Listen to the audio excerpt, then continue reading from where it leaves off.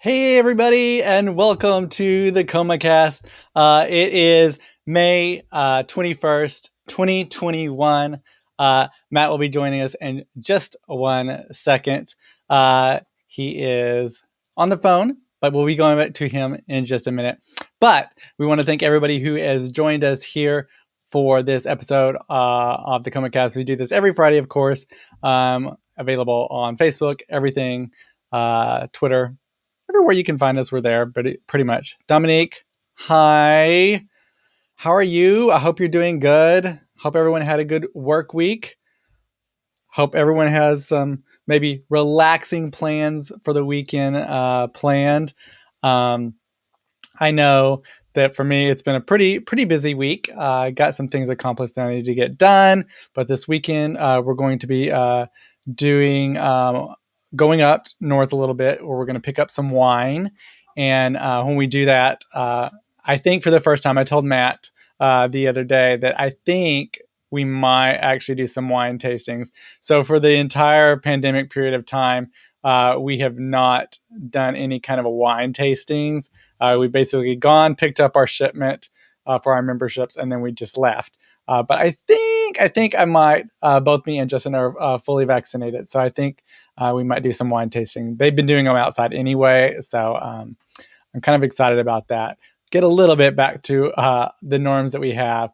I know, Dominique, it's been quite a while, but I'm glad you're here and you can join us on the show. And then Keith, yay, it's Friday. It's ComaCast time. Yes, I'm glad that y'all are all here. I know Dominique says, ooh, delicious. Yeah, we have a few memberships. And so it's nice to kind of taste different wines, different places. They all have different ways of making it. Different winemakers, obviously, at each winery. And so it's nice. The two that we might actually do some tastings at are some of my favorite wineries. I've done some wineries here in Southern California, and then obviously in Sonoma area, where there's a lot of wineries. I've done wine tastings. And these two that we're going to go to tomorrow, they feel like they're smaller kind of venues. And so it just feels more intimate. And at one of them, we always end up talking to the wife of the winemaker, and she's always in the tasting room, and she's always fun. And I remember one time there was a bottle of wine that they had for sale, but not on the tasting menu, and no bottles open, because there's only a few bottles that they had remaining. And she was in there, and we started talking about it, and she was like, "Oh, let me just go open that up. You know, I'm the winemaker's wife. This is my winery. I can do what I want." And so she opened up the bottle of wine and let us taste it, and it was so good. And then all the other workers there who run the tasting room, they were like, "Oh my gosh, she opened it for y'all," and they wanted a little taste. And I think they did get a little taste. So lucky them, since we were there. Dominique says that he has worked 111 hours the past 2 weeks and repeating the same for the next 2 weeks. Oh my gosh, Dominique. Goodness. We got to get you some relaxation. I hope you at least this evening get to relax a little bit. I'm glad that you're getting to join us. I know we've missed you. It's been a little while, but hopefully you've been able to catch up on our past lives on YouTube. Of course, you can always if you miss a day, you can come back and check out the lives on YouTube.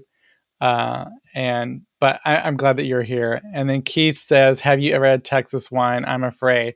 Okay, so I have had some Texas wine, and so I guess the thing is, when I did have the Texas wine, I didn't know anything about wine. So I didn't really get into wine really until I moved to California. And then I've learned about the different wines and types of wines, and, the aging process. And because the aging process can really help make a wine taste really, really good. And so early on, before I moved to Southern California, when I was living in Texas, I would drink some wines, but they would mostly be white wines or Moscatos, very, very sweet wines. And now I like Moscato still and sweet wines, but I also do like reds and dry wines can also be really really good for the right moment. But when I was in Texas, I did have some wine, and um, well, I can't remember a lot about it. I obviously did enjoy it because I had a few glasses of wine.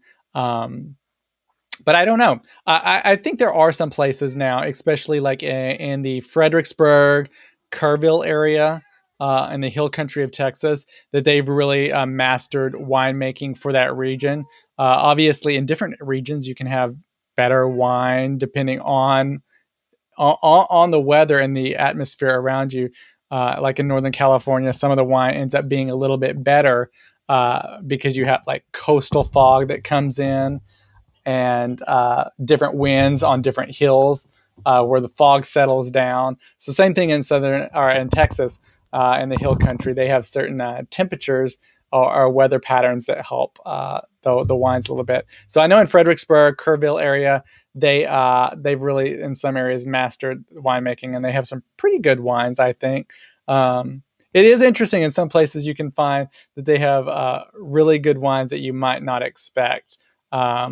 I think for overall in Texas, it's really dry in many parts, but hill country is a good place. Salem, are you wanting to say hi to everybody? He just wants to say hi. Um, Keith says your reaction tells me all I need to know. I know. So like when I go back, maybe I think I'm going to come back to Texas in late summer. I will have to like try some wine at some wineries, and there's a lot more wineries opening up. So I'll have to check that out and see if it's improved. I'm sure it has, and I will get back to everybody on that. Dominique says I have 2 bottles. I'm cracking open tomorrow morning. LOL. Mm. What kinds? Reds, whites, Dominique? What kind of wine are you going to be drinking tomorrow? I'd like to know. And then also Dominique, you love my hair. I know it's been a while. You haven't got to see it. There was like I think 2 weeks ago. It was like very like orangish reddish, and I finally got it all toned out and stuff. Since my hair is pretty dark to begin with, it takes some time to uh, to get it where it needs to go. Uh, but it's blonde. I am actually thinking about soon, probably when I shave the sides because they're going to get too long. I'll keep the sides dark. The top will stay blonde, but I may dye it purple. I've done like pink, cotton candy pink, so I might do like a pastel purple, or I guess cotton candy purple.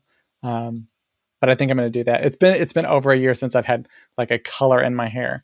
Salem, I can't see. Are you just trying to take up? Oh no, no, no. You like my hair too? Um, Salem, Keith says hi. Okay, Dominic, reds. Ooh, okay, yes. I've been doing a lot of reds, although it's getting summer season, so it's time to get some nice whites or blushes. Uh, I'm excited for that. Dominic says we'll start. Well, starting the 24th, I'm no longer on night shift. After 5 years, I'll be able to tune in regularly. Oh, that's exciting! I bet you're so excited to get off of night shifts. Um, those can really, really pull a number on you. Salem, I have to have the mouse. Thank you. He just wants to take over the show, I think.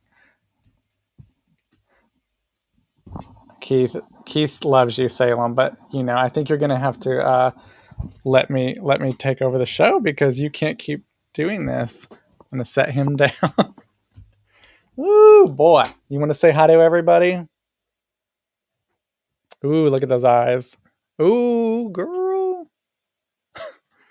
He's a wild thing. A wild thing. He gets in these moods where he just wants to like go crazy. So, um, Dominique is going to be screaming from Monday. You can't wait. I can't wait either. I can't wait till you get to tune in with us more regularly now, since you won't be on that night shift. That's very, very exciting. I'm so happy for you. And you'll maybe get some like normal sleep and normal like routines So we had also been talking about coming up on Sunday. I was telling everybody, and I think on the podcast episodes. So if you missed those, of course, you can catch our podcast episodes every Tuesday and Thursday. And then we have video versions on YouTube. So sometimes if we speak about things, you can go check it out on YouTube if you want. But I had mentioned that I was going to be on the Kelly Clarkson show as in the audience. She does virtual audiences. And we actually filmed this back in April, and it finally aired today. I was like, waiting forever because I knew that I was going to be in a spot in the show where you were actually going to get to see me like really close up. And I'm going to pull up the photo. And so this was me on the Kelly Clarkson show. And of course, she was interviewing Eric Bana for a project that he has coming up. But there I was in all my purpleness on the Kelly Clarkson show. It's always a fun time. I've done her show a few times in the audience, and it's always an exciting thing. I love her show so much. She's so real and so genuine. And so a lot of the moments that people don't actually get to see on the air because they just don't make it for time, or they just don't make it because they can't go in the show. It just wouldn't work. But it's a lot of fun. I also do Drew Barrymore sometimes. And her show is also a lot of fun, fun to participate in. So we're going to go ahead and just kind of go through some of the things that we had planned for the day. And when Matt is able to join us, he will, of course, do that. We do thank you for joining in, though. And if you're watching this replay, of course, thank you for joining in. But everything is really going to be awesome because, of course, June is Pride Month. And there's a new Lego set that's going to arrive just in time for Pride Month. Now, it's a 346 piece collection. Now it's going to be available for purchase beginning on June 1st. So soon you'll be able to get your hands on that. But it's such a cute little set. When I saw the pictures of it, I was like, oh my gosh, I may have to get this. I do love Legos. I've always loved Legos, but the problem is I don't really have a place to put Legos up right now. I'd love to have like a little shelf that has like really fun, unique Legos that I could like put out. But so this is our little Lego set. Now it's going to include different figurines of each color of Lego's rainbow. Black, brown, red, orange, yellow, green, blue, purple, light blue, white, and pink. Now, in addition to their varying hues, each of the 11 figurines has a distinct hairstyle, ranging from curly and long to short and straight. The differing appearances of the characters are meant to celebrate diversity. And I just love this so much that Lego is doing this. And I love that they also included black and brown because, you know, there's been internal issues with adding black and brown within the gay community itself, which I think is ridiculous. Go ahead and add it. It's beautiful and lovely. And so for Lego to also do the same here, I think props to them. And it's just a beautiful, cute little set. Of rainbow fun, and love Legos. Obviously, this is something that you're gonna want to get because I'm not sure how long it's gonna last because it may just be like a special set that they have out. But June 1st, you're gonna be able to get everything is awesome, a new rainbow Lego set. So that's gonna be pretty exciting. Now this next story was so cute because it's an aquarium. Of course, if you know anything about penguins, that's the animal I'm going to be talking about, is that you see them in the news a lot as far as like lesbian or gay penguins. And, well, guess what? There's 2 gay penguins right now, a lesbian couple penguins, I guess I should say. So 4 total penguins. They're preparing their eggs at the aquarium for mating season. Now, this 2 lesbian power couple, Marmalade and Chickpea, and then Marma and Rocky have been preparing their nest, collecting pebbles in anticipation of the mating season. And so this is going to be them, and they're just the cutest little things. I love penguins so much. I mean, if you listen to the show any bit, you know that I love animals, and well, penguins penguins are so cute. And here's them two together. Now, the same-sex penguin couples are common in nature, and that's why we always see stories about them. And they many of them actually serve as superstars at different zoos and aquariums around the world. But I can't wait until their little chicks hatch, and we're gonna get to see stories about all the little baby penguins. Um, I do love at the zoo here in San Diego. They have a whole penguin exhibit, and these are penguins that can be out in the outdoors in the summer in the heat, and it doesn't really bother them. And their pool and the aquarium that they have for them is so beautiful and so nice. Of course, then at SeaWorld, they have penguins that require snow, and they also have penguins that don't require snow. So when people think of penguins, sometimes they always think of like Antarctic and it has to be cold, but they don't. And SeaWorld has a pretty good penguin exhibit to check out. I think it's just so interesting to learn about different animals. I know people have some thoughts on zoos themselves and, should they exist, shouldn't they exist? One thing I love about the San Diego Zoo is they really do great conservation work around the world. They're really involved in like the white rhino issues because we only have the one white rhino. And so there's some things going on with that.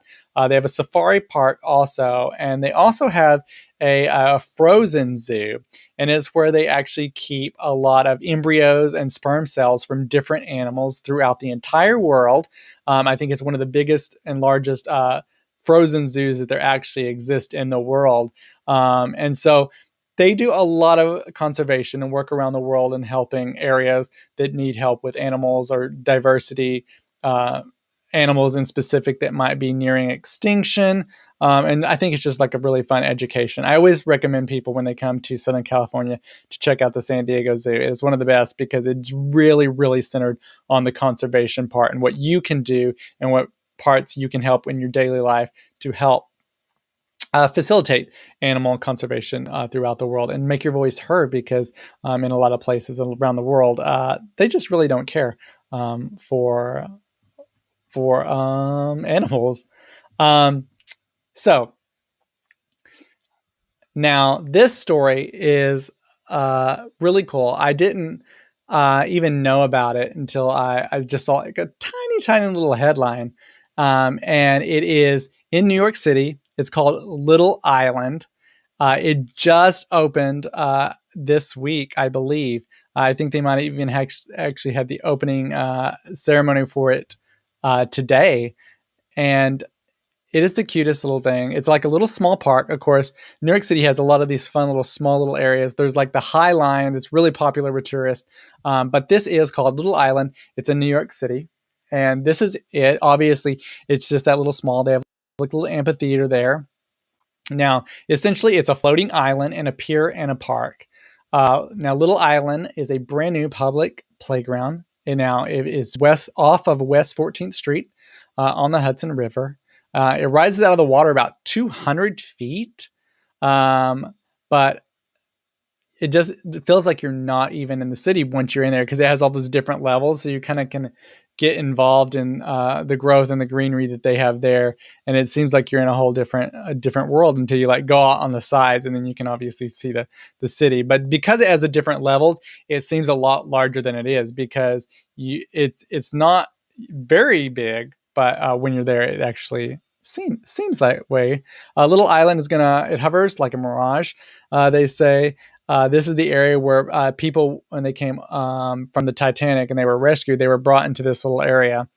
They say that it's made out of 132 concrete tulips that are mounted onto these pilings. This is where old Pier 54 actually stood. Now, each of these tulips is uniquely shaped to support Little Island's varying weight loads, obviously, with all that land mass and trees and plants and people and everything. It has to do so, but it is. Now, it's a 2.4 acre area, but like I said, once you're there, and because the varying levels and pathways, it seems a lot bigger than that. They designed it for three main areas in this little park. A playground for kids to play with snacks and beverages, and they have a whole section. They're going to be selling food and drinks and all kinds of fun stuff. There's going to be a 700 seat amphitheater, as you saw, and there's going to be a host of live entertainment that's going to be at that amphitheater, which I think is going to be a lot of fun, especially in the summer, when you can just like hang out and enjoy the weather and also enjoy some music.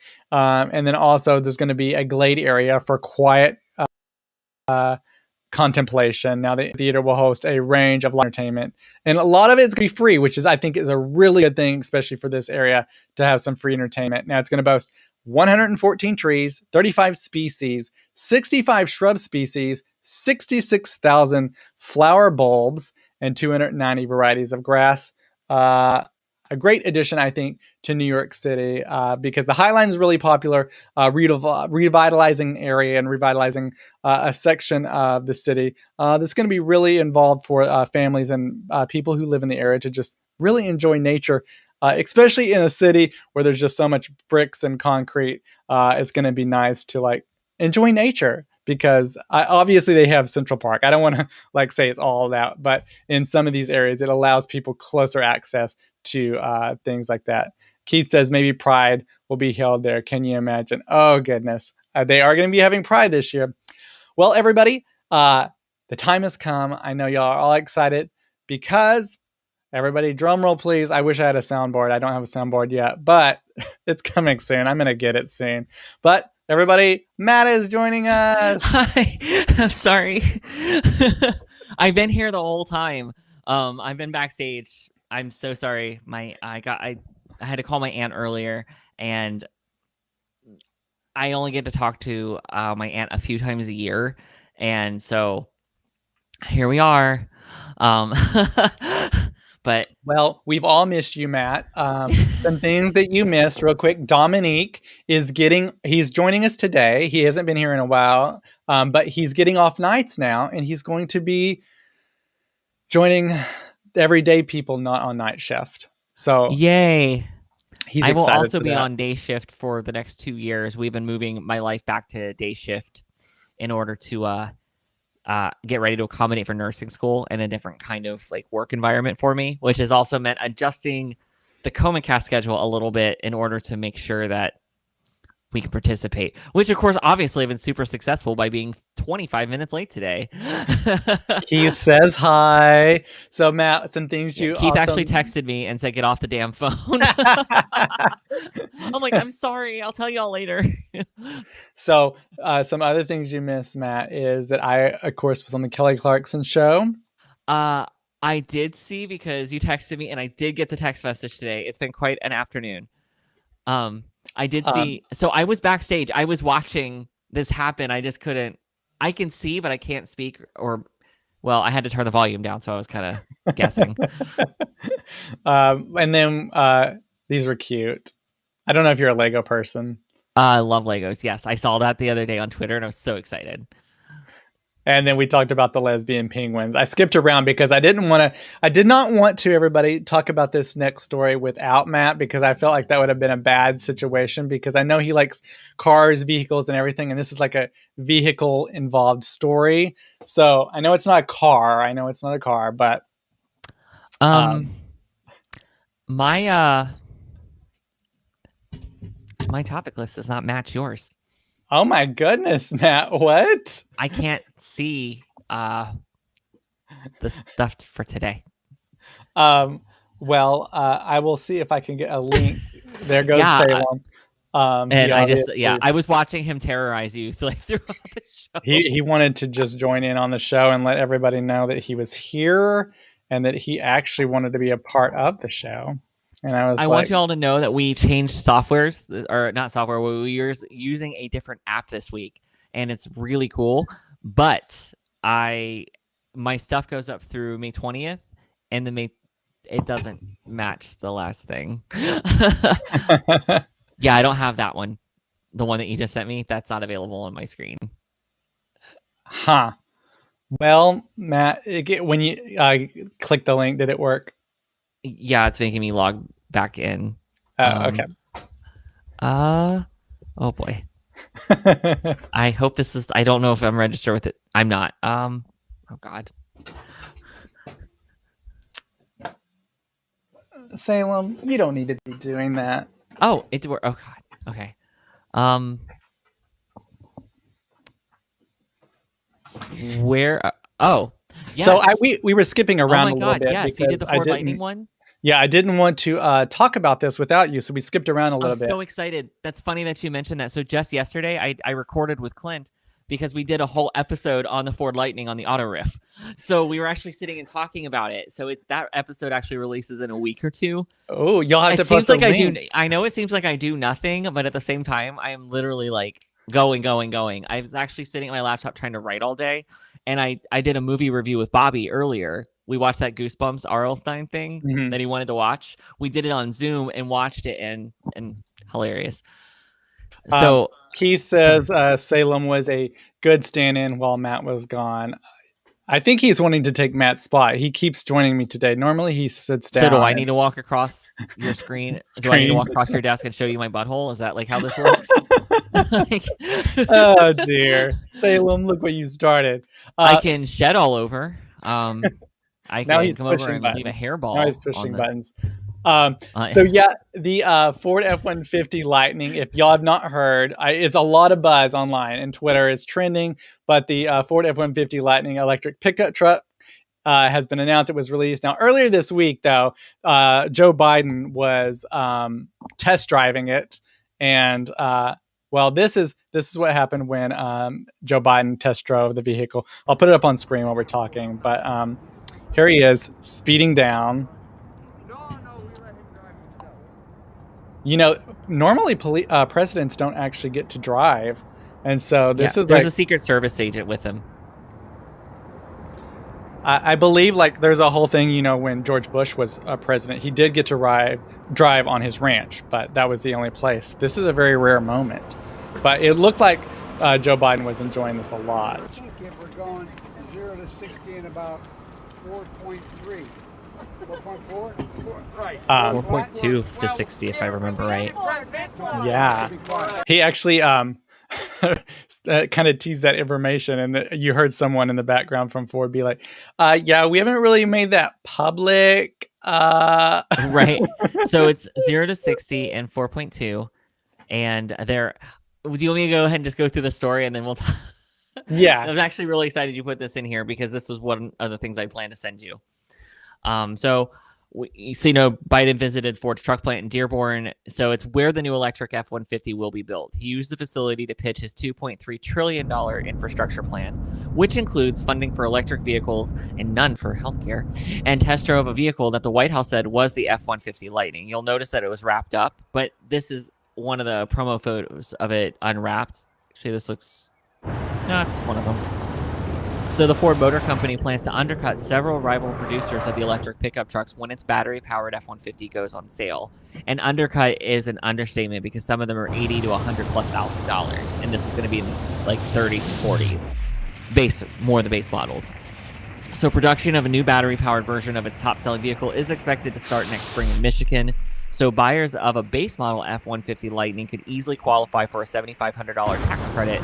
It's a federal tax credit that would push the price into the low 30s, which is similar to that of a gasoline-fueled truck. If you have not gone truck shopping in a while, the cost of trucks is insane. GM later this year plans to release an off-road electric Hummer pickup under its GMC brand with a starting price of around $113,000. GM's also developing an electric version of its Chevy Silverado, which competes with the F-150, but the company hasn't given details or prices on a release date. So I would expect that one probably be the most likely. So, and Ford took the Lightning name from its 90s line of performance truck models that use big gas guzzling engines, and Ford said the new electric truck will go faster than those models, with a 0 to 60 in about 4.5 seconds. I believe it's actually 4.2. So, on that, is it still playing? Okay. So, oh God, I just see Salem's pot. What's he reaching for?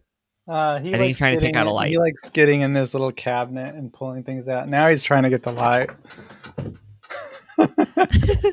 So how the Lightning works, you'll notice that the aesthetics of it are fairly similar to an average looking F-150, and it was a marketing technique. One of the problems of when we see electric vehicles and things like that is that they look quote unquote futuristic, and they end up just kind of looking very stupid or niche market. And another thing is insuring is a pain, getting repairs for it if you hit something, scratches, dings, dents.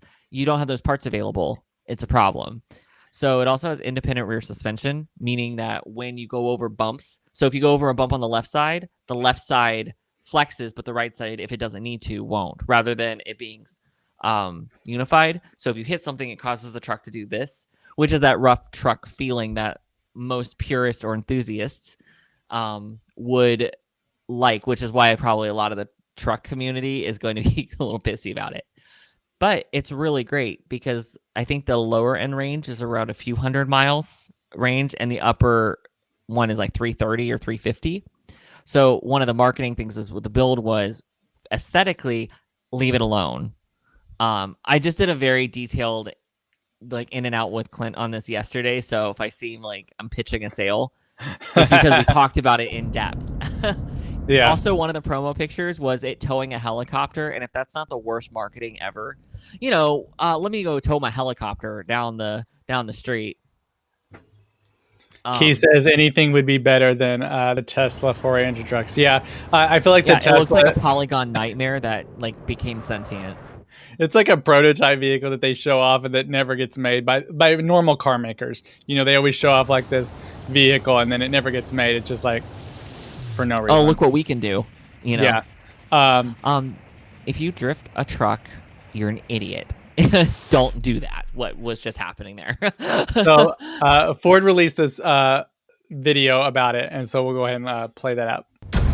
It's got a targeted 775 pound-feet of torque. It's targeted to go from 0 to 60 in the mid-4-second range. It's a driving experience that's pure, unfiltered exhilaration from the moment you hit the accelerator. Oh, and it's an F-150. Introducing the all-electric F-150 Lightning, the smartest, most innovative F-150 we've ever built. Iconic F-150 capability meets advanced technology, meets electrification. For an experience that's more connected, more dynamic, and more unexpected than ever before. It's the quickest accelerating F-150 built yet, with the most targeted torque of any F-150 ever. It's one of the most thrilling rides we've ever built, truck or otherwise. But even when it's not being driven, it's still got the ability to amaze. Starting with Ford Intelligent Backup Power, which gives you the ability to offboard up to 9.6 kilowatts of power, enough to power a home for about 3 days. And with the available 9.6 kilowatt Pro Power onboard, you get 11 plugs, with enough power to keep your mobile business running. Or if you've got a table saw, a blender, a circular saw, a fan, a can opener, a kettle, a slow cooker, and a juicer that need powering, the F-150 Lightning is up to the task. And at the front end of all this power, popping the hood has been completely redefined with the Mega Power Frunk, a walk-in closet that you can drive with 400 liters of storage, capable of hauling up to 400 pounds, standard with 2.4 kilowatts of power up front, with 4 120-volt and 2 USB outlets. Storage that's customizable and lockable. The Mega Power Frunk is quite possibly the most useful innovation since the truck bed. It's the moment when Ford took electric and turned it into lightning. It's the only all-electric truck that's built Ford tough. It's the all-new F-150 Lightning.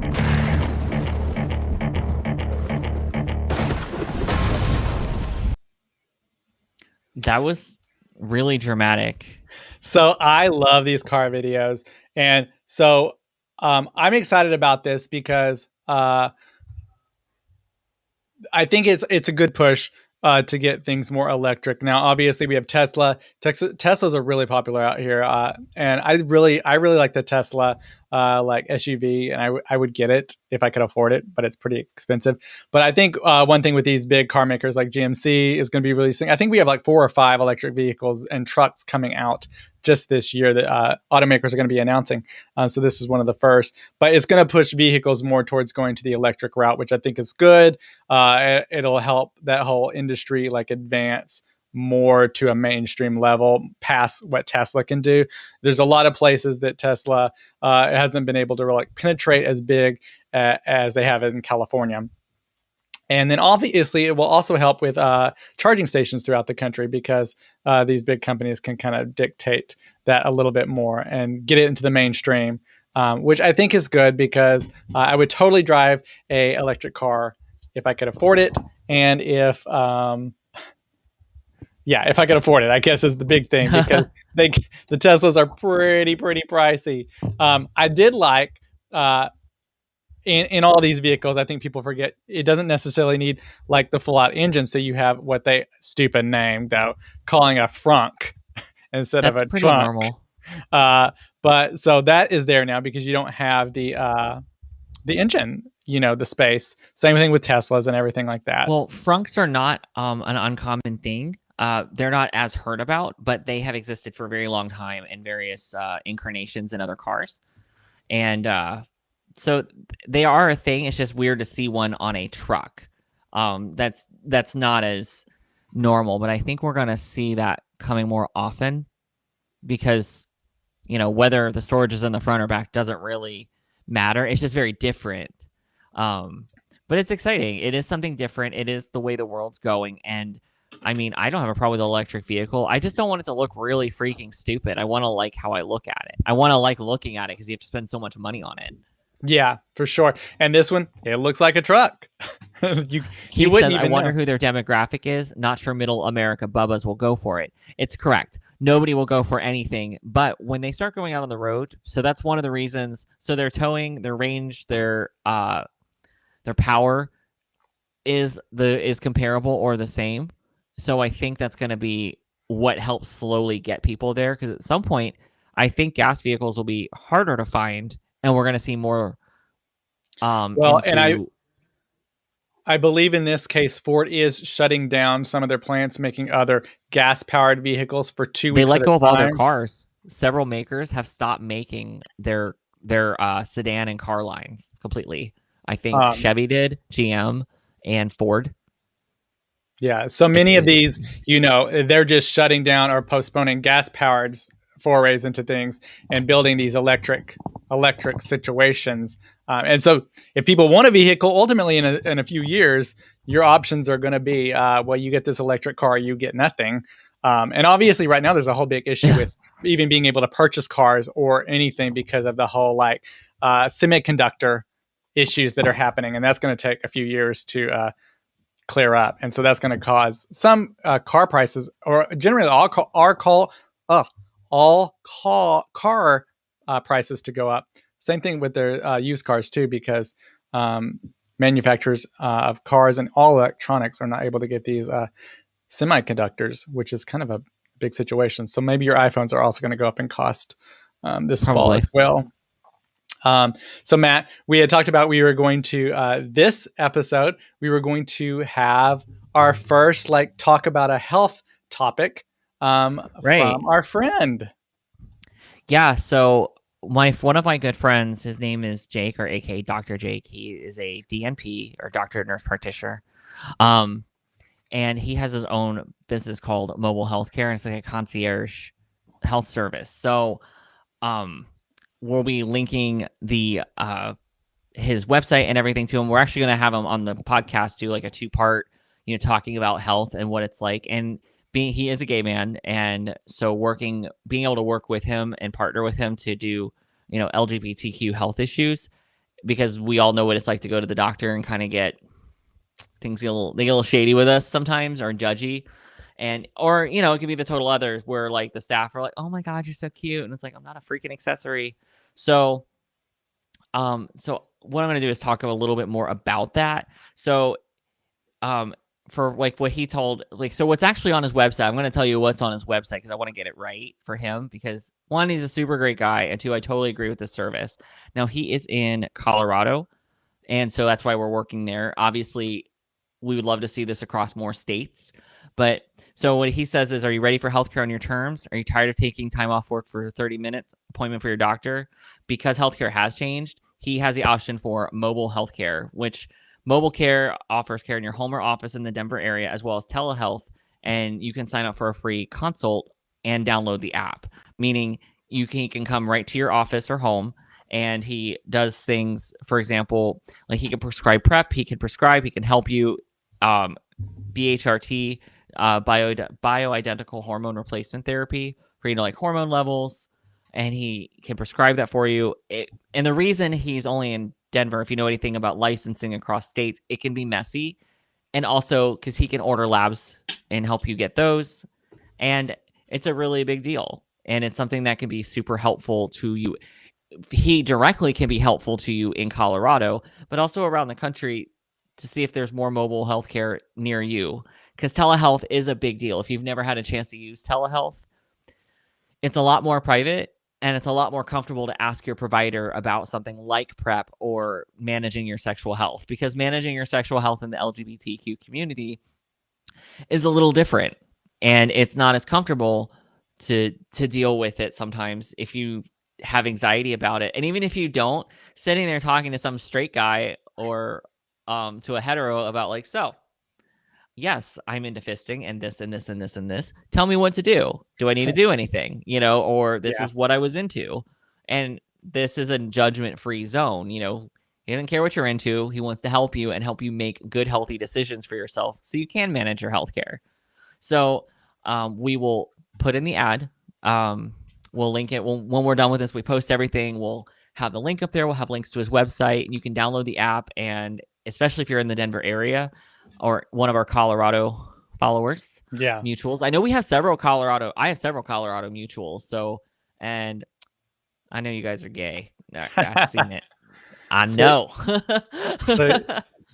Yeah, we'll put that link up on our website and link it up on Twitter and everything else for everybody to check out. But one thing you were talking about with telehealth is like a big thing. Google announced it's something, a foray into like the telehealth-ish area. And that is they want to diagnose your skin condition. Now, according to a study published in the medical journal Natural Medicine last year, Google's tool is just as accurate at identifying skin conditions as a group of dermatologists, and actually outperforms non-specialists like primary care doctors and nurse practitioners. So if you're worried about a red spot, is it just a pimple? Is it something more serious? Google wants to be able to answer that questions with their artificial intelligence. Another search engine giant's new dermatology feature is unveiled this week. They unveiled it at their Google presentation this week. It's going to use machine learning to identify about 288 different skin ailments, ranging from acne to melanoma, based on a user's submitted photographs. Now, Dr. Karen Del Salvo, the company's chief health officer, said, in a matter of seconds, you're going to have a list of possible matching dermatological conditions. Adding the tool will be inclusive of a range of skin types and tones. So that's really exciting, I think, because a lot of people don't have access to go to doctors if you live outside of a city. Obviously, it can be really expensive. And when you're just wanting to know if something is worrisome or if you're somewhat okay, this is a good first stop. Of course, they say it's not a replacement for going to the doctor, but it's a good first stop. Now, I have used something similar to this. I actually have this Google one because it's currently not available in the United States. It's going to be coming to this in the summer to Europe, but the United States, we're not sure yet. But the one that I use, you just take a picture of the blemish or whatever you're wanting to look at, up close photo and a far away photo, and then you're able to, it processes it and it'll tell you about the app I was using showed you 5 things it could be. The top one is the one it thinks it is, and it gives you like a percent of what it feels it is. And then it will obviously let you know if you should probably go to the doctor to have it closely examined. But just in that case, and in the case of this Google one, I think it is very important that, like, when they did this studies, that this AI is able to outperform your primary care doctor in looking at things. So that is pretty amazing advancements in technology that I think will be helping a lot of people out, because a lot of people also worry. So this can allow them to relax a little. Oh yeah, I'm sure. Oh my God, Justin is never going to get any sleep. I mean, I already had the other app, so I'm good. But Uh-huh. it is, it's really just, I mean, like, thinking back a handful of years, I never would have thought that, oh, I'll be able to take a photo of a mole or something, and then my phone is going to know, the AI will know more and be more accurate than a primary care doctor. Obviously, primary care doctors are not skin doctors, so that's what the differentiation between the two. A skin doctor specifically can tell you exactly what it is. Primary care doctor has a observational knowledge of it, but obviously AI, as we've seen, can do a lot of things. It does have limitations, but yeah. So I'm excited for that one. I mean, I already have. Again, there's already other apps. I did a whole blog about skin cancer and needing to wear sunscreens and different types of sunscreens that you can get. Was that our 2019 adventure, I believe? Probably. Does that sound right? There was a whole thing that I had frozen off. Yeah. But yes, in Southern California, Cody's like not looking me in the eyes right now. in Southern California, a lot of people don't really, because it's just normal to be outside, and like out here, you're outside for like 5 minutes, you can get burned. So there is so much importance in like learning when people are kids to like go outside, put on sunscreen, even if it's, the winter, you can still get burned, or you can still have skin damage done. I saw this one and thought I had to put it on here. We had to talk about this, Matt. Also, continuing our health journey, the CDC is now urging people to not kiss or snuggle their poultry in a salmonella warning.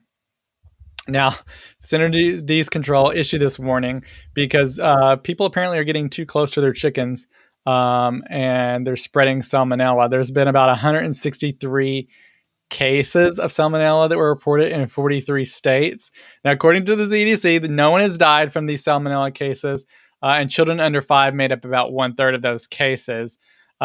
They just warn everybody: frequently wash your hands after you're handling your chickens, your hens. Careful in handling eggs, obviously, and supervise children when they're around the poultry that they wash their hands, because obviously kids put their hands in their mouth. Now, the number of illnesses reported in 2020, Matt, is higher than the number reported than in previous years. Now, I think we can attribute that to the pandemic, because a lot of people bought hens. A lot of people wanted to have chickens and have their own eggs because the world was ending. And, when you do that, it can create things like that. Now, this is my adventure with my hens. Well, I guess I'm not following this because, this was Felicia, just sitting on my neck. And then Frankie, this is a baby Frankie. They're always so cute when they're baby. I know, the poor babies. Felicia loved me so much. She would just come up, sit on my lap, get on my shoulder like this. She would fly up onto my shoulder and just sit there. It was the cutest thing. I think the thing a lot of people don't, when they see this headline, they're like, why would you do that? But the reality of the situation is hens become like a pet, and they become very close to you. They can become very close, like Felicia was, where she'll just like hop on your shoulder and you can walk around with her and she'll just sit there. And so, I mean, even more so than some cats or some dogs, because some cats or some dogs can just be like, I don't want to deal with you. No humans, please give me food and leave me alone.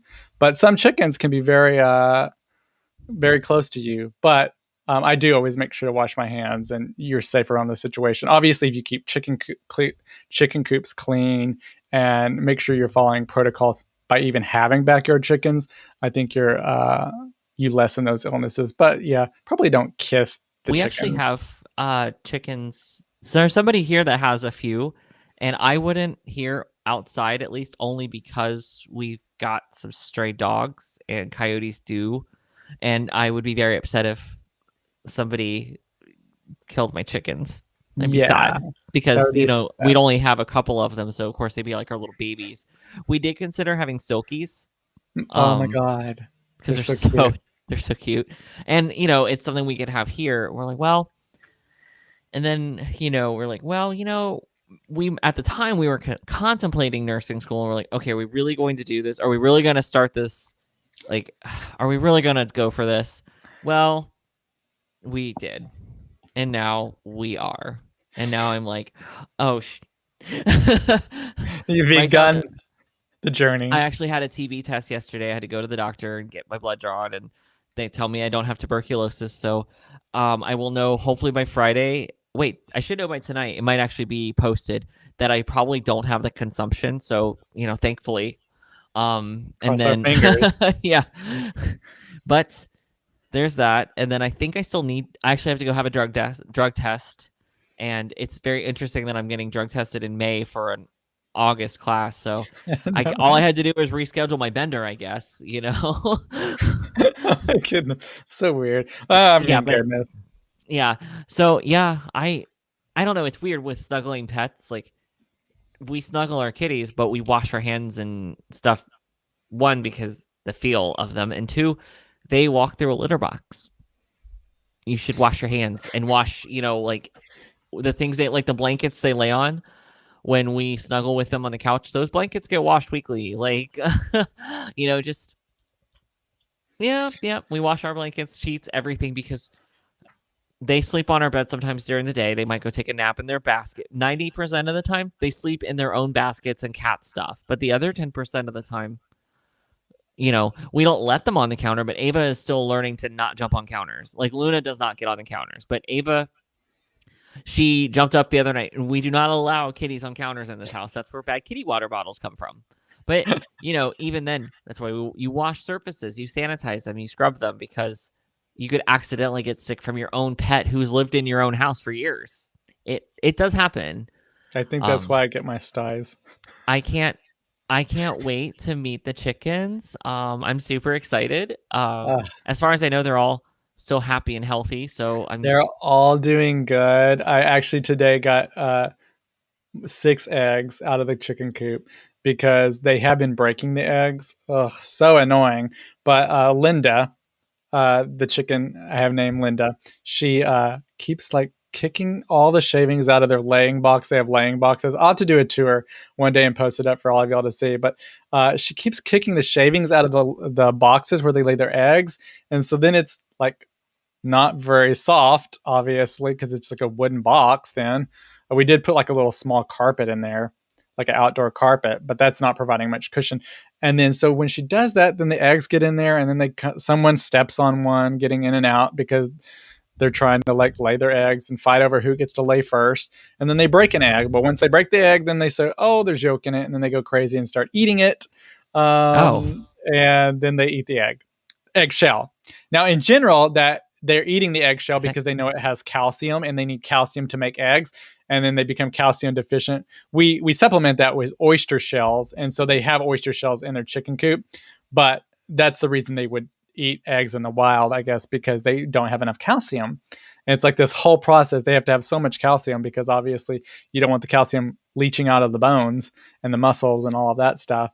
right. But yeah, I can always tell when all the chickens disappear upstairs or they're all huddled around together in one spot that they have found an egg and they've decided to break the egg and eat the egg. But today I was excited because I got all 6 eggs, none of them broken, none of them dirty.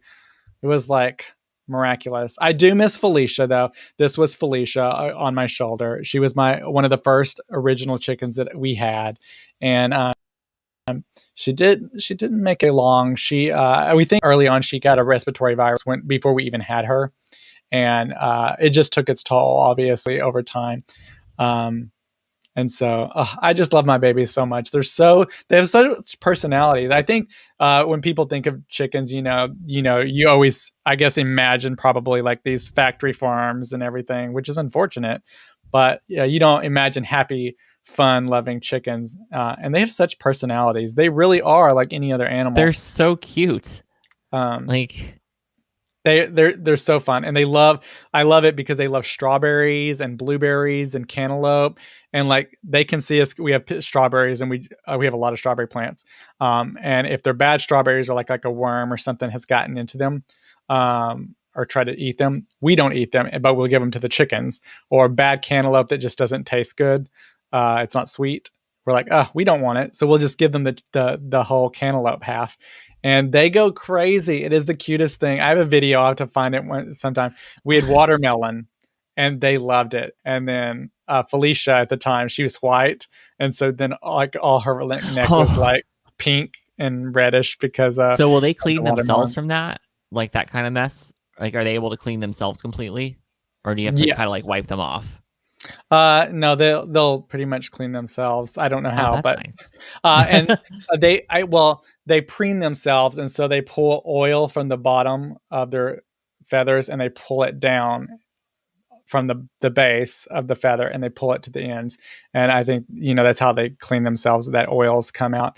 But they're so fun. They're so fun. I love it. Just watching them on the cameras we have, such personalities. Yeah, but I'll find some videos and we'll play them sometime because they are very cute. I can't wait till you get to meet them. They're gonna. I'm so excited. You. I love. Are you gonna feed them? Are you gonna feed them? Yeah, if you let me. I love animals. So there's pictures of me feeding a Patagonian cavy. That's true. Like I have fed some weird animals in my life. Yeah. Some people I are afraid. Like I'll give them. Well, first of all, some people are grossed out because I give them mealworms. They're dried mealworms. They're not live because that's just gross. Although they would love it. They would love it. I've thought actually about growing my own and like harvesting and doing the whole life cycle of mealworms, and like because then it can just go on and on and on.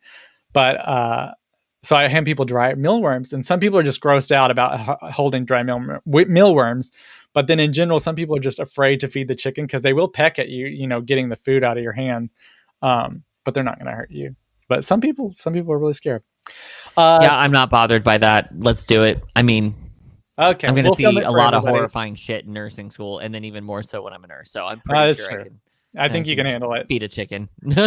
So we've come to the end of the show here, and this is where we say what we're loving. Now, I was trying to think of what I'm loving. So I have two things real quick that I have to say. So one of them is we got, if you've heard of it, Purple mattress. We didn't get a mattress, although we really want one, but they're very expensive. But so you can sponsor me or sponsor us, and we can both get mattresses. But we got Purple pillows. And let me tell you, the best. Has your life been changed? Yes, hands down. They don't get, like memory foam pillows. And that's what we had, or any kind of pillow, really. After sleeping a full night, it gets kind of smashed down. And then over time, it just gets more smashed. And then you got to fluff them up. And then just this whole process. It doesn't, you roll your head a little bit, it comes back up. It springs back up because it's just like that grid of plasticky something in there. And they're amazing. And they stay cool because they are the grid. It's just like a cool pillow all night long. It never warms up. It's amazing. It's amazing. I love it so much. I've slept so good, and it's just so nice. I've been wanting one because I would always get like bad issues with my muscles in my neck waking up, and it would be weird. I would have slept wrong.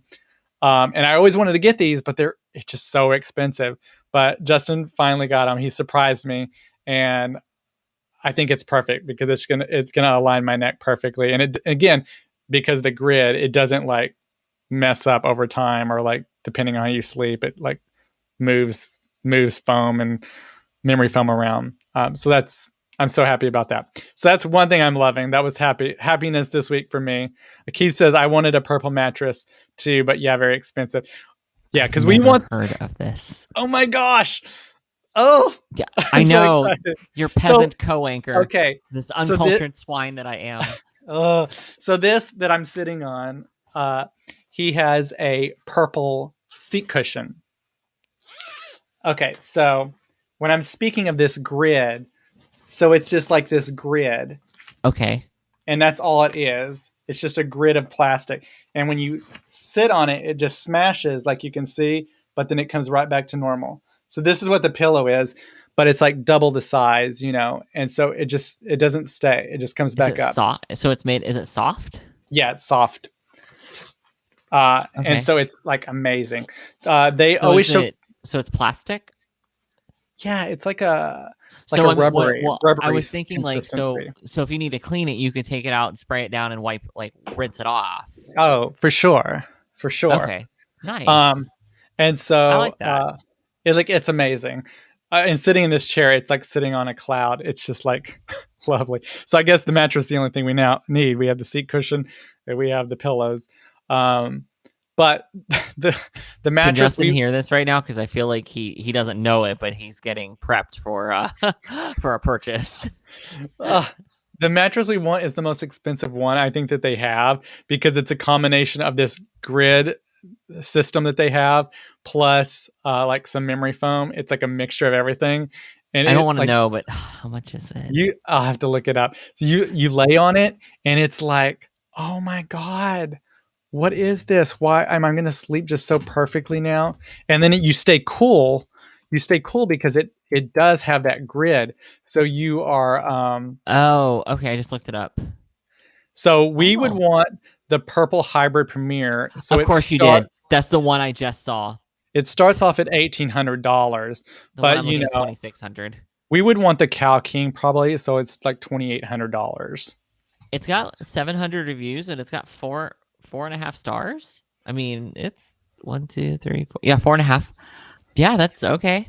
It's amazing. We just got a new bed last year. Yeah. So we will not be buying because we bought it right. It was like right before David got laid off. And I'm kind of glad because there's no way we would have bought something, made such a major purchase after. But Yeah. I think we have a California King because, you know, David's really tall.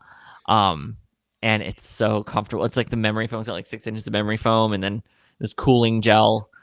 It's made up of it. So it's just like, it's very comfortable. Yeah.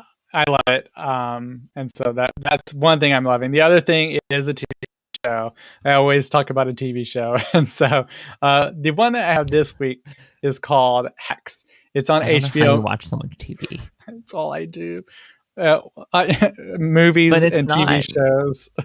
You do like everything. I know. I don't know how I have time to do it all, but somehow I do. So the show is called Hacks, and it has Jean Smart, who is in Designing Women. She obviously has been recently in Watchmen on HBO Max as well. But this is called Hacks, and here's like a little short preview. I'll play it below us, but it's a fun show. Ladies and gentlemen, the queen of Sin City, Miss Deborah Vance, y'all. You guys are gonna have a fabulous time. Pentatonics? Did you know about this? Marty wants to cut my dates. He said he needs to appeal to a younger crowd. You need to do something about this, Jimmy. Damien, need you to go to the computer store. When you talk that sweet talk, I'm more like water on fire. You can't get me a meeting to write on anything. Deborah Vance is intrigued by the idea of you writing jokes for her. The QVC Moo Moo lady. They're caftans. You told me to, interrupt you when more important clients call. How's it going in Vegas? You and Deborah Vance, Thelma and Louise yet or what? No, but I do want to drive off a cliff. Okay, you ready to do some work? Let's see. Feet, toes, pedicure. Wow. It's like watching Picasso sing. You mean paint? No. It's gonna be hard to work together if we can't communicate. We don't work together. You work for me. You're making it really hard. You don't know what hard is. You got plucked off the internet at what, 20? You just got lucky. I'm also good. Good is the minimum. It's the baseline. And even if you're great, you still have to work really fucking hard. You have to scratch and claw and it never fucking ends. And it doesn't get better. It just gets harder. Oh, good, my ride's here.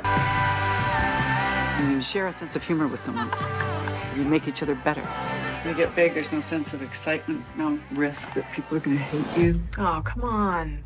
Plenty of people can still hate you. That was good. And so that is Hacks. It's a funny show that I think if you have HBO Max, I would check out. I We love have it Gene right now. Smart. Oh my God, you should check it out. It's pretty funny. They release 2 episodes at a time, which is kind of exciting. You don't have to wait week to week for one episode. But it's a funny show. I love Gene Smart. I loved her work in Watchmen. And it's kind of funny. Justin actually read something about her, and she obviously is really big in designing women. But then she kind of disappeared. And she's been disappeared until Watchmen, and now she got this show. And someone was talking about in this article that Justin read is that people in Hollywood never gave her the chance, really. But now, obviously she did Watchmen. It was really popular, and now she's doing this. She's getting so much buzz, and so people keep wanting to hire her now. And it's like, I feel like it's like one of those things that we've talked about in the past. It's just so unfortunate because she's a woman and she's an older woman.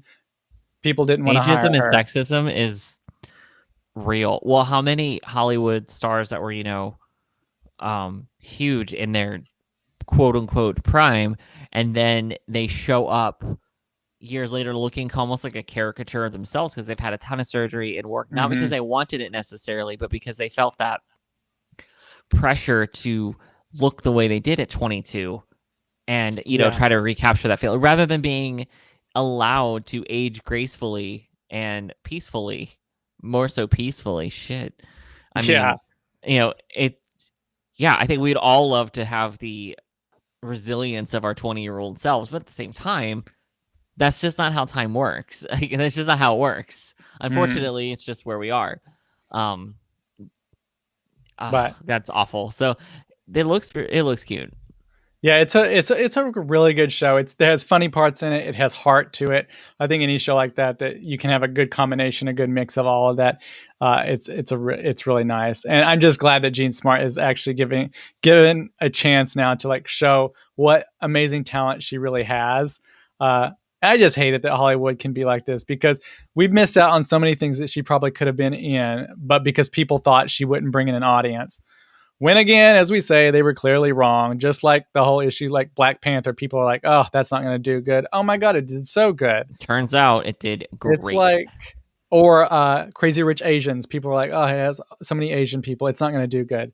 No, people want to see movies based on how good they are and whatever, not who's in it. Like as far as like stereotyping things, but Hollywood.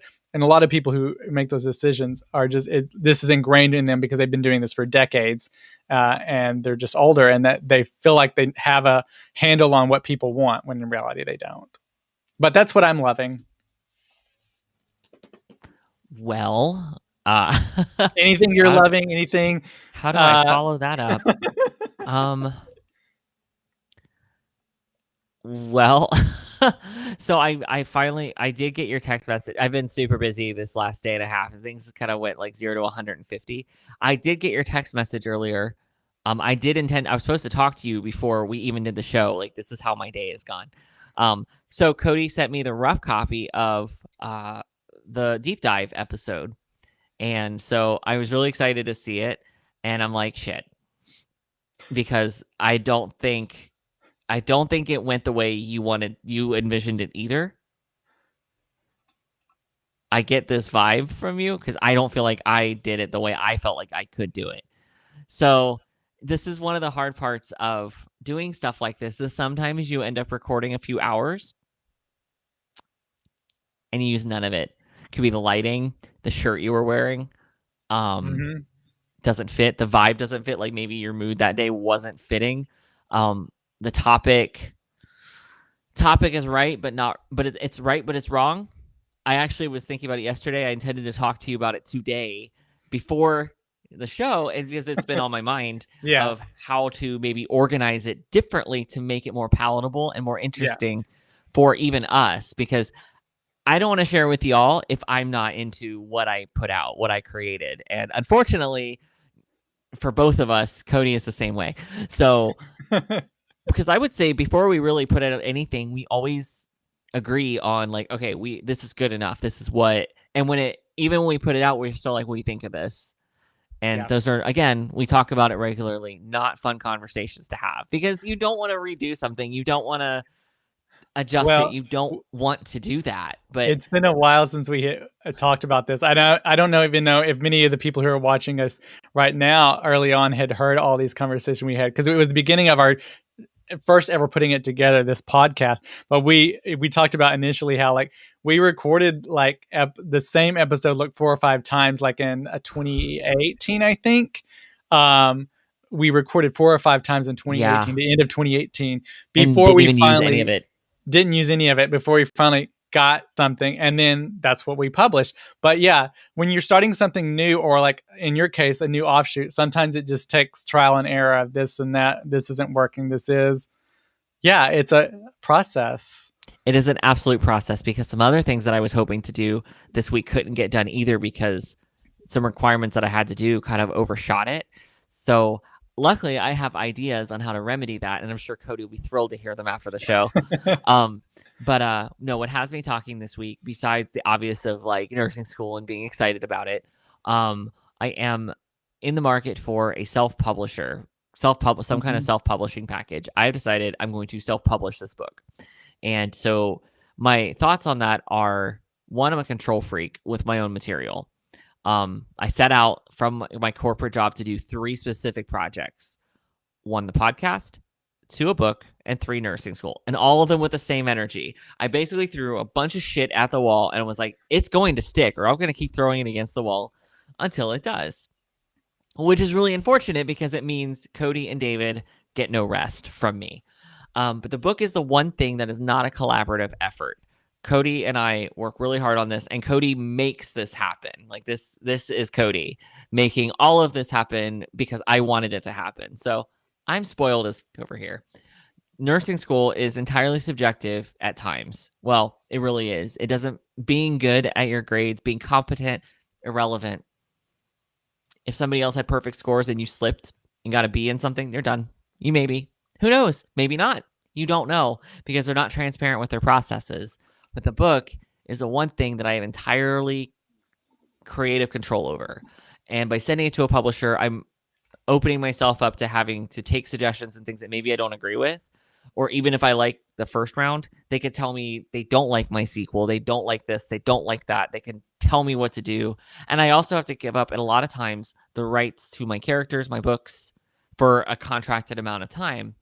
So I want to do it myself. So even if it doesn't sell for crap, and it's a giant pile of crap, if it's 63,000 words of crap, then it's my bag of crap. And I'm okay with that. And I think that's the most important thing. I set out to do this for myself, to show that I could do it.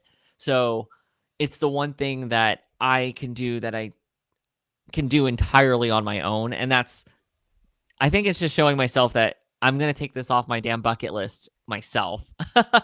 Not that I don't appreciate the support of everybody for nursing school, and not that I don't appreciate how much work Cody does for us to do this project.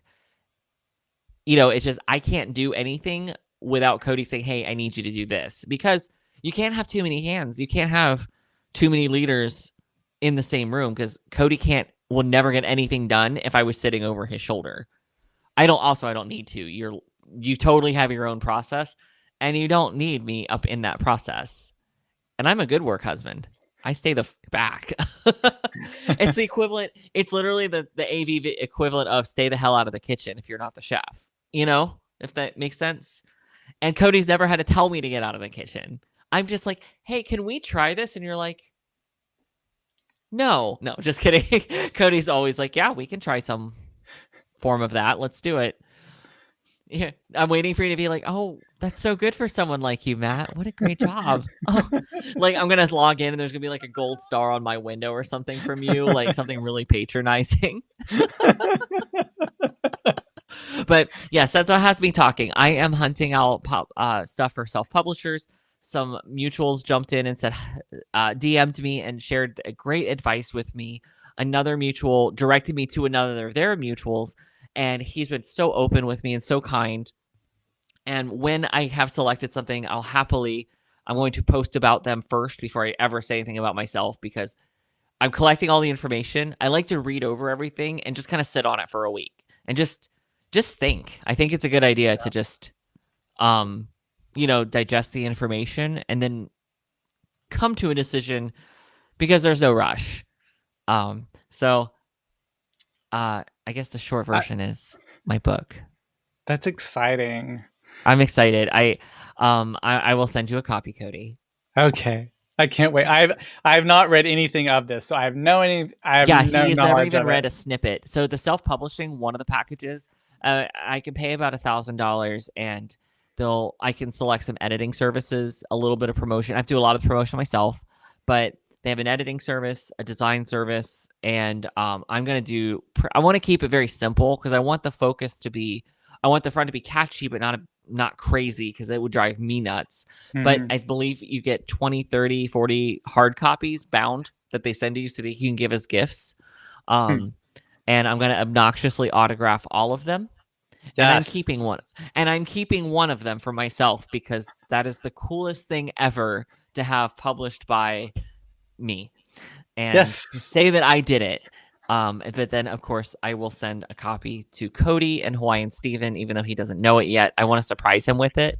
I know he's not listening on this live. He's at work. But Hawaiian Steven and Keith and David were the very specific reasons I quit my job and was like, okay, I will do this. Because all three of them were like, you should talk to Cody about the podcast. Get it running. You can do something with it.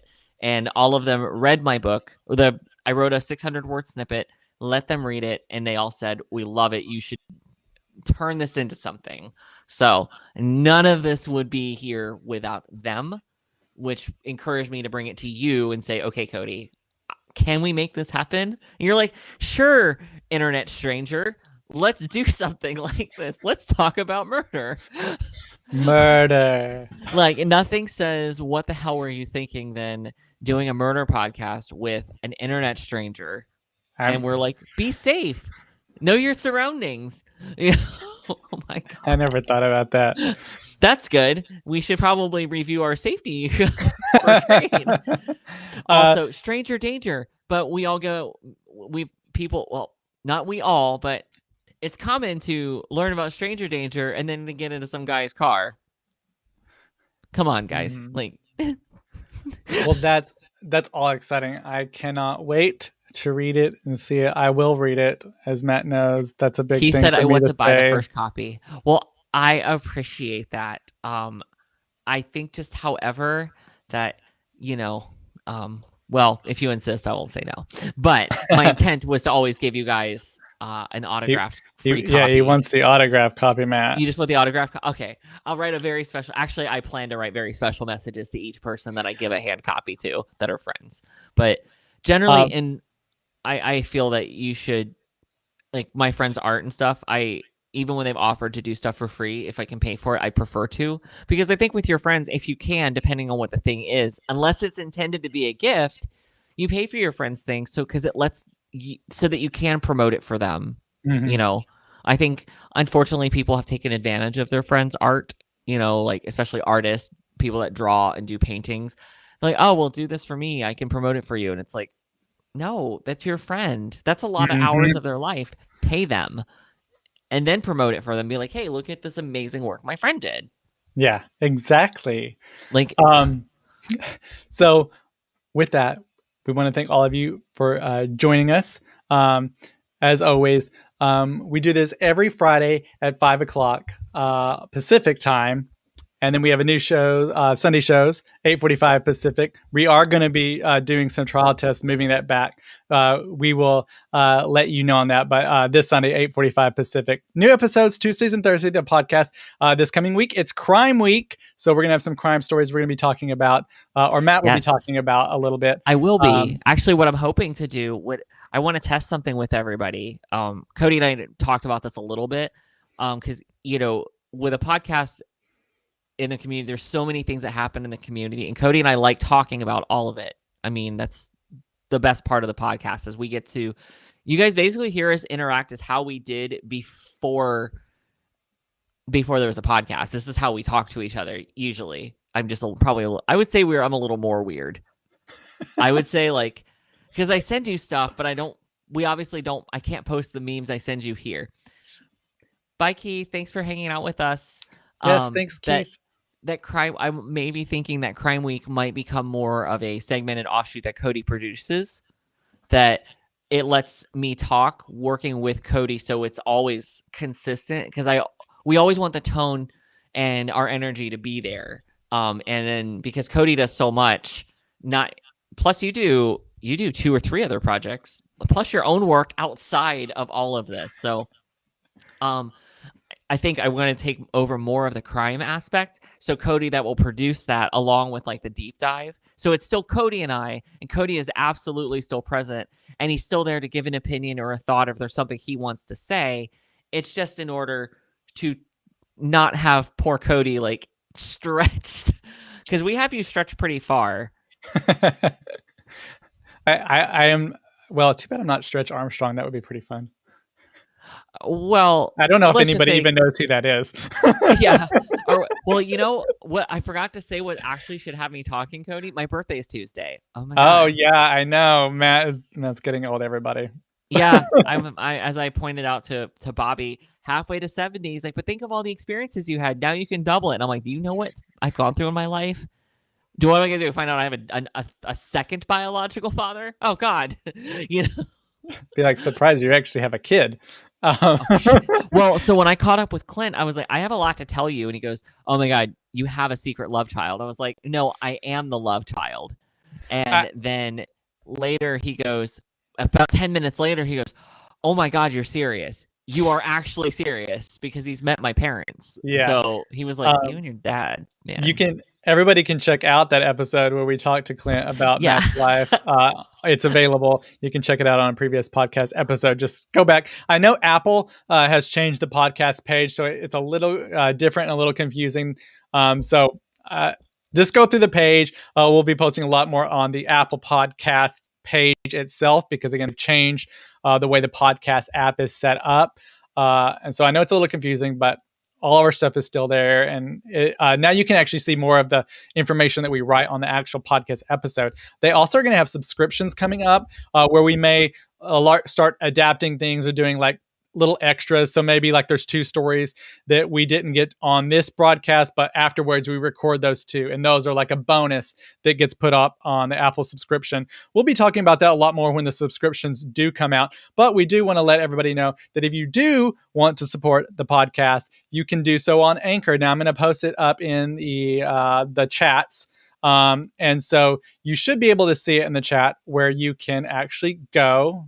Let's see. Yeah. I don't know if it actually did it. Yeah, it did. It's there. No, did it? Yeah, I can see it.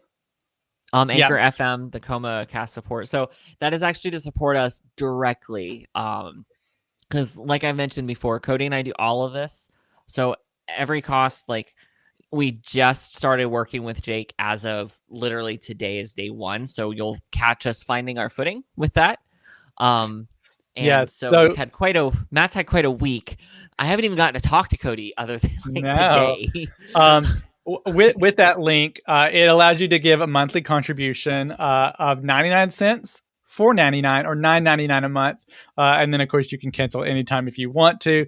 But you can do that for now. We will eventually be moving over to probably a subscription thing on Apple Podcasts, where you will get extras for your contribution. We want to give you something, but if you just want to give a little bit, you can. No pressure to do that. No pressure. We still love doing this. We will do everything. We love doing this. We want to keep doing this. It just comes to a point once you start doing something. We've been doing this a year and a half or so. And so we have to start going to the next level of things. And but we do love doing all the extra content. So we intend to keep doing it. And what it means is if somebody is contributing as it builds up, we'll be able to, it gives us more freedom, especially with like Apple Podcasts, to give even better content, like higher production content, better things for you guys. And it opens up more possibilities for Cody and I to travel to each other and work together and have consistent lighting. Now we're going to get you a glossy, beautiful lighting. You're gonna take a few years off the. I was gonna say earlier we were talking about actress who like redid themselves to look younger. One of those would be Renee Zellweger, who got a little too much plastic surgery at one point in time. She then got that reversed because now she looks back to her age, I just and she adore looks her. great. I'm so happy that she was able to just get to do what made her happy, because it's really sad when you watch documentary and the actress will say, like, I felt all this pressure, I didn't want to do that, and then I thought, oh well, that's what I'm supposed to look like, and then I had it. I think it was Courtney Cox had her fillers all dissolved and got and her friends were like, oh thank God, and she goes, I didn't know, I thought I was just doing this, Yeah, but now she's so happy, and yeah, she looks great. She's so happy. And she doesn't look great because she physically looks great. I mean, let's be real. She has tons of money, so she has access to healthy food and good skincare and things like that. But the purpose of the message is that she's happy feeling in her 50s and living and embracing it and loving it, not yeah. 53 being pressured to feel 23. And I'm glad that we're moving away from that pressure, especially on women, to make them feel like they need to be their 20-year-old, selves. And it's like, why? Yeah. I personally feel like I'm much better at 34 than I was at 24. Like, Yeah, for why sure. go back? Like, I don't need a reminder of that little jerk. But with that, everybody, we're gonna go ahead and say goodbye. We ran a little bit later today, but we're glad that you all hung with us. And again, we'll have a Sunday live show 8:45 Pacific, and the new episodes Tuesdays and Thursdays. It's Crime Week, so we'll hear from Matt about some crimes happening, and then of course every Friday we're back here at 5 o'clock Pacific for more fun, more talk, more chat. So we encourage you to share the podcast, share the videos, and then again join us back. But we will see y'all on Sunday. Bye everybody.